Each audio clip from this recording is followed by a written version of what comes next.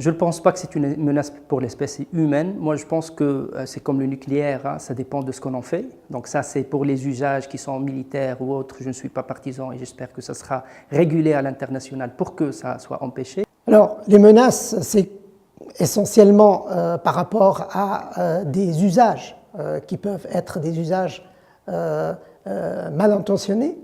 Donc, je disais au début, quand je parlais de la définition de l'IA, l'être humain voulait avoir une machine qui soit à son service et non pas contre lui. Maintenant, est-ce que ça va remplacer l'humain en tant qu'intelligence? Moi, je ne le pense pas. Je pense que ça va nous aider à augmenter nos connaissances, donc à augmenter notre pouvoir de décision dans tous les domaines, privés comme professionnels, comme de gouvernance de pays. En tout cas, l'IA, ça ne permet que d'avoir du développement et de la technologie. Actuellement, si on reste uniquement sur le domaine de l'enseignement, on ne connaît pas quels vont être les métiers dans 30 ans. C'est vraiment, il y a une notion où on croit que l'intelligence remplace l'humain. Et c'est vrai que j'ai mentionné le mot remplacer tout à l'heure, mais ce n'est pas vrai.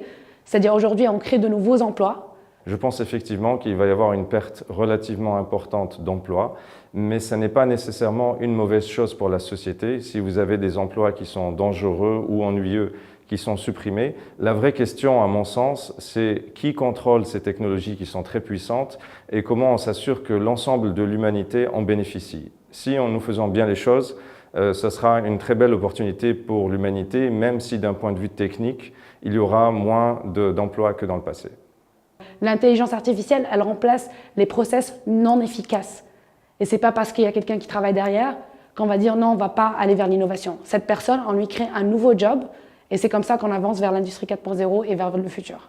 Là où ça a été implanté, ça a toujours démontré, il a été démontré que des opportunités se créent plutôt que des menaces. Toutes les activités qui ont une grande importance sur l'interaction, sur les échanges humains seront toujours faites par des êtres humains parce que notre tendance naturelle, c'est d'être sociable et de partager des choses.